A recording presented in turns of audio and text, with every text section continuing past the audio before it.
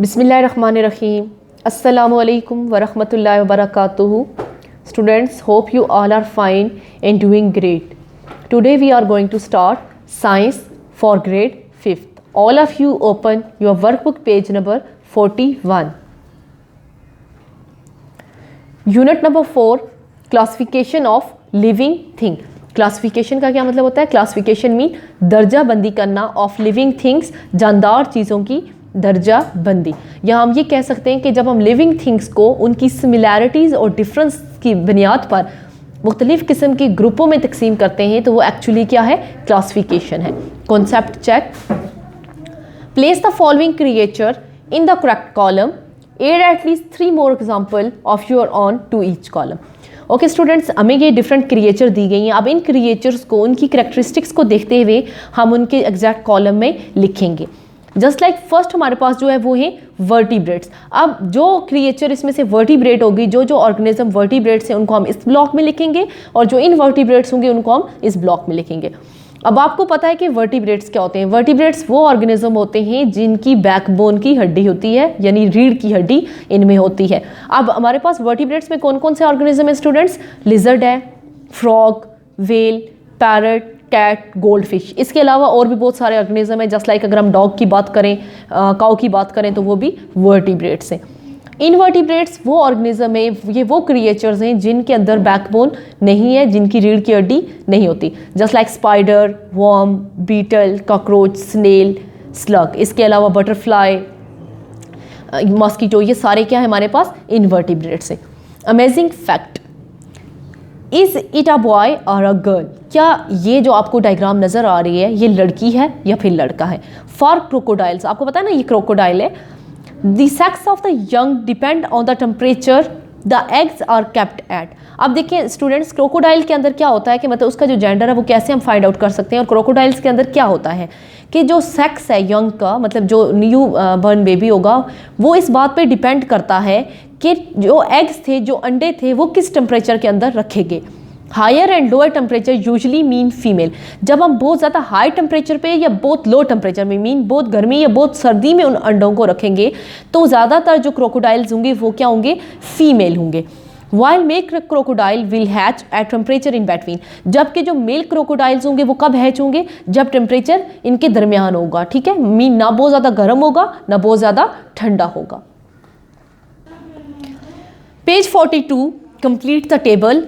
Animals. Students, कुछ animals हमें दिए गए, हमने उनकी हैबिटेट लिखनी है। ठीक है, जस्ट लाइक फर्स्ट हमारे पास क्या है? फिश। अब फिश की हैबिटेट के बारे में अगर आपके साथ डिस्कस करूं तो आप लोगों को पता है कि फिश जो है live and reproduce in water, ये पानी के अंदर रहती है और पानी के अंदर ही अंडे देती है। ठीक है, इसके अलावा कवर्ड विद, फिश की जो स्किन है वो किससे कवर्ड होती है? स्केल से। Amphibians habitat can live on land and in water. अब ये जो एम्फीबियंस हैं ये पानी और खुश्की दोनों जगहों पर रहते हैं और इनकी जो स्किन है स्टूडेंट्स वो किससे कवर्ड होती है? Moist slippery skin. किससे कवर्ड होते हैं एम्फीबियन? मॉइस्ट स्लिपरी स्किन से। थर्ड हमारे पास है रेप्टाइल्स। अब इनकी जो हैबिटेट है वो क्या है? Some live in water and some live on land. कुछ पानी में रहते हैं और कुछ खुश्की पर। और ये किससे कवर्ड होते हैं? Dry skin covered with scale. इनकी जो स्किन है वो भी ड्राई होती है और इसके अलावा स्केल से कवर्ड होती है। Birds mostly on land. ज़्यादातर बर्ड्स जो है वो कहाँ पर रहते हैं? खुश्की पर रहते हैं। इसके अलावा बर्ड्स जो है वो किससे कवर्ड होते हैं? फेदर्स पर होते हैं इनके। ठीक है, मैमल्स की बात करें तो मोस्टली ऑन लैंड, ज़्यादातर कहाँ पर रहते हैं? लैंड के ऊपर रहते हैं। और इसके अलावा ये किससे कवर्ड होते हैं? हेयर। आपको पता है कि जितने भी मैमल्स हैं तकरीबन उनकी स्किन के ऊपर क्या होते हैं? बाल होते हैं, हेयर होते हैं। Page number 43, think and write. Ostrich is an example of a flightless bird. What other birds cannot fly? Why do you think these birds cannot fly? Students, ostrich क्या है? एक flightless bird की example है। flightless bird mean वो birds, वो परिंदे जो उड़ नहीं सकते। इसके अलावा अब हमने क्या करना है? अब हमने और बर्ड्स के बारे में बताना है जो कि उड़ नहीं सकते और हमने ये भी बताना है कि वो उड़ क्यों नहीं सकते। Kiwi, penguin and weka. अब ये देखें स्टूडेंट्स, ये 3 बर्ड्स के मैंने नाम लिखे। ये 3 बर्ड्स हैं, ये क्या है? फ्लाइटलेस हैं, ये भी उड़ नहीं सकते। अब रीज़न क्या है कि ये क्यों नहीं उड़ सकते? Because their flat breast bone lack the keel that anchors the strong pectoral muscles required for flight. अब इनकी जो ब्रेस्ट बोन होती है, ठीक है, वो लेक करती है उस कील को। कील क्या होती है स्टूडेंट? स्टर्नम की एक्सटेंशन होती है, ठीक है। अब वो इसका फंक्शन क्या होता है कि ये पेक्टोरल मसल्स को स्ट्रांगली एंकर करती है, जो क्या किसके लिए हमें रिक्वायर होते हैं? फ्लाइट के लिए रिक्वायर होते हैं। और इसके अलावा जो ब्रेस्ट बोन है, चूंकि इस कील को लेक कर रही है, जिसकी वजह से ये बर्ड जो है वो फ्लाइट नहीं कर सकते, तो हम कह सकते हैं कि ये तमाम बर्ड जिनके मैंने नेम लिखे हैं, just like kiwi, penguin and weka, ये क्या है? फ्लाइटलेस है। Are insects useful or do they cause destruction? In what ways are they useful and to whom? अब इंसेक्ट्स आपको पता है कीड़े मकोड़े या अशरात। अब हमने इनका बताना है कि ये हमारे लिए किस तरह से यूजफुल है और किस तरह से ये डिस्ट्रक्शन मीन तबाही फैलाते हैं, और कौन कौन से और किसको ये तबाह करते हैं। एंड टू हुम मीन किसके लिए नुकसानदेह हैं। Yes, some insects are useful but some cause destruction. Students, हमें पता है कि कुछ इंसेक्ट्स ऐसे हैं जो कि हमारे लिए फ़ायदेमंद हैं, जबकि कुछ ऐसे हैं जो कि डिस्ट्रक्शन को कॉज करते हैं। Like paste destroy leaves fruit etc. अब आपको पता है जो पेस्ट हैं ये किसको डिस्ट्रॉय करते हैं? फसलों को तबाह करते हैं, ठीक है, फलों को तबाह करते हैं, क्रॉप्स को तबाह करते हैं। Some insects like honey bee and silkworm are useful to us. इसके अलावा कुछ इंसेक्ट्स ऐसे हैं जो कि हमारे लिए फ़ायदेमंद है। किसके लिए फ़ायदेमंद है? यूजफुल टू अस, हमारे लिए फ़ायदेमंद है। Just like honey B. अब हनी भी आपको पता है क्या है? ये शहद की मक्खी है। इसके अलावा सिल्क वर्म एक कीड़ा है जो क्या करता है? सिल्क प्रोड्यूस करता है। Because they provide honey and silk. आप देखें ये तो दो इंसेक्ट्स हैं जिनके बारे में मैंने आपको बताया कि ये हमारे लिए यूजफुल होते हैं, और ये हमें क्या दे रहे हैं? हनी और सिल्क दे रहे हैं। Page number 44, put these in order, discuss with your classmates. अब हमने क्या करना है? इन तमाम ऑर्गेनिज्म को इनकी ऑर्डर में लिखना है, ठीक है। जस्ट लाइक हमारे पास जो ऑर्डर उन्होंने दिया वो क्या है? Biggest to smallest. स्टूडेंट, आप देखिए आपके पास फर्स्ट एग्जांपल है ग्रॉसहॉपर की, कॉकरोच, बटरफ्लाई, एंड फ्लाई। अब हमने सबसे पहले बिगेस्ट लिखना है, मीन इनमें से सबसे बड़ा कौन सा है?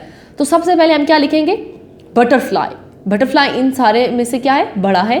उसके बाद सेकंड नंबर पे जो है वो है ग्रॉसहॉपर, थर्ड पे cockroach, then fly and last ant. Okay, which is longest and which is shortest. इसमें से कौन सा सबसे ज़्यादा लंबा है और कौन सबसे ज़्यादा छोटा है। और जो हमारा जो ऑर्डर है वो हमने कहाँ से लिखना है? लॉन्गेस्ट से शॉर्टेस्ट की तरफ। तो स्टूडेंट सबसे पहले जो हमारे पास है वो क्या है? Boot lake worm. ये बहुत बड़ा है और क्लास के दौरान मैंने आपको इसकी पिक्चर भी दिखाई थी। ये बिल्कुल लेसेस की तरह होता है, आपके जो शू लेसेस होते हैं उसकी तरह होता है, और इसकी लंबाई जो है वो काफ़ी लंबी होती है।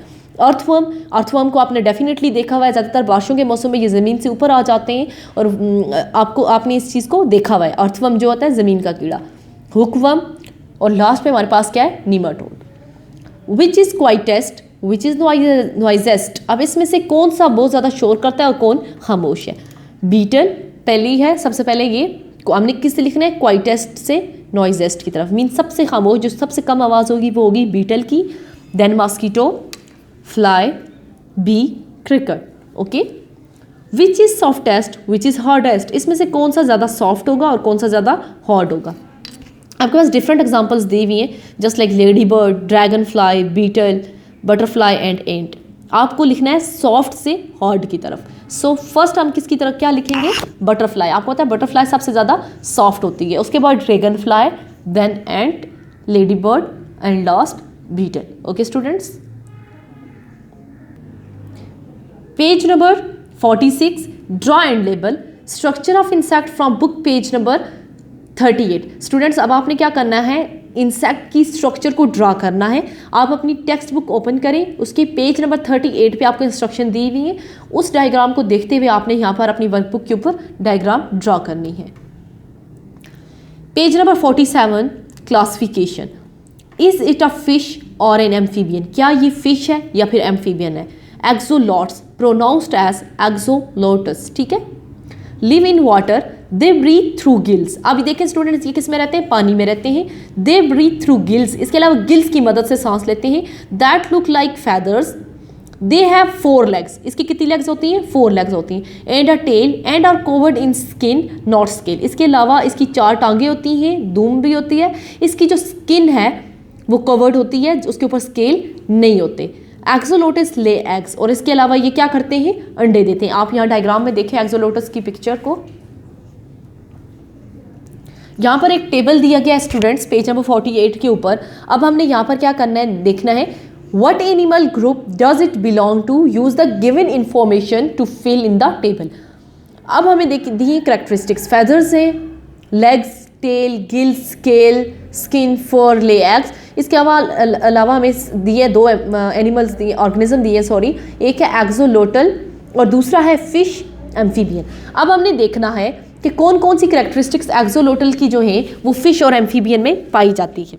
लेग्स, अब आपको पता है कि मैंने बताया कि एक्सोलोटल की 4 लेग्स होती हैं जबकि फिशेस के अंदर लेग्स नहीं होती। इसी तरह एम्फीबियन के अंदर भी लेग्स होती हैं। सेकंड टेल, टेल तीनों में पाई जाती है, एक्सोलोटल में भी, फिश में भी और एम्फीबियन में भी। गिल्स, गिल्स किस में पाए जाते हैं, एक्सोलोटल और फिश में पाए जाते हैं जबकि एम्फीबियन में गिल्स नहीं होती। स्केल्स, अब एक्सोलोटल में स्केल नहीं होते जबकि फिश के अंदर स्केल्स होते हैं और एम्फीबियन में भी स्केल्स नहीं है। स्किन, एक्सोलोटल की स्किन होती है जबकि फिश की स्किन नहीं होती और एम्फीबियन की स्किन होती है। फर, एक्सोलोटल में फर नहीं होते, फिश में भी नहीं होते और एम्फीबियन में भी नहीं होते। ले एग्स, एक्सोलोटल, फिश और एम्फीबियन तीनों क्या करती हैं, अंडे देती हैं। अब हमने ये बताना है कि एक्सोलोटल क्या है, फिश है या एम्फीबियन है। तो आप देखें कि कुछ कैरेक्टरिस्टिक्स एम्फीबियन के साथ से मिला रहे हैं और कुछ फिश के साथ हैं। द एक्सोलोटल इज एम्फीबियन, ये एम्फीबियन है। क्यों एम्फीबियन है, because of their ability to grow up and live water. अब देखें एक्सोलोटल एम्फीबियन है, इसकी जो एबिलिटी है वो क्या है कि ये ग्रो अप होती है और इसके अलावा ये जब बड़ी होती है तो ये पानी को छोड़ देती है। ठीक है, short questions, name 2 mammals that live in the water. अब हमने 2 मैमल्स के नाम लिखने जो कि पानी के अंदर रहते हैं, डॉल्फिन एंड व्हेल। ये दोनों मैमल्स हैं और पानी के अंदर रहते हैं। Name 3 invertebrates that live in the sea. इसके अलावा 3 इनवर्टिब्रेट्स के नाम हमने लिखने जो कि समंदर में रहते हैं, सी मीन समंदर। स्टारफिश, ऑक्टोपस एंड जेलीफिश, ये तीनों क्या हैं स्टूडेंट्स, इनवर्टिब्रेट्स। अब इनवर्टिब्रेट्स का मैंने आपको क्लियर बताया कि इनवर्टिब्रेट्स कौन से ऑर्गेनिज्म होते हैं, वो ऑर्गेनिज्म जिनकी बैकबोन की हड्डी नहीं होती। ओके स्टूडेंट्स, और ये तीनों ऑर्गेनिज्म कहाँ पर रह रहे हैं, सी में। Page number 49, name 5 invertebrates that could be living in a garden. अब हमने 5 इनवर्टिब्रेट्स के नाम लिखने जो कि गार्डन यानी बाग में रहते हैं। तो आपको पता है ये कौन कौन से हैं, आप अपने हिसाब से भी लिख सकते हो। बटरफ्लाई है हमारे पास, एंट है, अर्थवर्म, स्पाइडर, लेडी बर्ड, ये तमाम जो इनवर्टिब्रेट्स हैं ये कहाँ पर रहते हैं स्टूडेंट्स, गार्डन में। Name 3 invertebrates that have more than 3 pairs of legs. अब हमने 3 इनवर्टिब्रेट्स के नाम लिखने हैं जिनके जो पेयर ऑफ लेग्स हैं वो मोर देन 3 होंगे, spider, scorpion and centipedes. Okay, which insect is a pest are there any in your house. कौन सा इंसेक्ट जो है वो पेस्ट है और क्या ये आपके घर में रहते हैं, flies, mosquito, cockroach and some kind of beetle. ठीक है स्टूडेंट, ये जो हैं ये सारे क्या हैं, पेस्ट हैं। Yes they are in our house. आपको पता है कि ये सारी चीज़ें जो हमारे घर में भी रहती हैं। Now move to page number 52 of your workbook, question for notebook. Students ये क्वेश्चन है कुछ आपके पास, what do you understand by classification and why do you think it is important. Class के अंदर हमने ये किया हुआ है, आपको पता है आपकी नोटबुक्स के ऊपर ये वर्क डन है, सो आपने इस क्वेश्चन को अच्छे से रिवाइज करना है। सेकंड क्वेश्चन है what kind of insect live in a colony or group, why is living like this useful to these useful to them. और इसके अलावा क्वेश्चन नंबर 2 जो है कि इंसेक्ट्स जो है वो कॉलोनी या ग्रुप में क्यों रहते हैं और इस तरह इनका ग्रुप में रहना मतलब किस तरह से इनके लिए फ़ायदेमंद है। क्वेश्चन नंबर 3 है what are antenna, what are they used for. अब आपको पता है कि एंटीना क्या होते हैं और ये किसके लिए यूज़ होते हैं। इसके अलावा आपको ये भी पता है कि एंटीना किन ऑर्गेनिज्म में पाया जाता है। क्वेश्चन नंबर 4 है name some small creature which are not insects. कुछ छोटी क्रिएचर, स्मॉल क्रिएचर के आपने नाम लिखने हैं जो कि इंसेक्ट्स नहीं है। Say why they are not insect, और ये भी आपने बताना है कि ये इंसेक्ट्स क्यों नहीं है। स्टूडेंट्स ये आपके नोटबुक के क्वेश्चन है, क्लास के अंदर हमने ये सारे किए हैं। ये सारा क्वेश्चन जो भी आज का हमारा लेक्चर है ये सारा आपने रिवाइज करना है। जज़ाकिल्लाह, फ़ी अमानिल्लाह।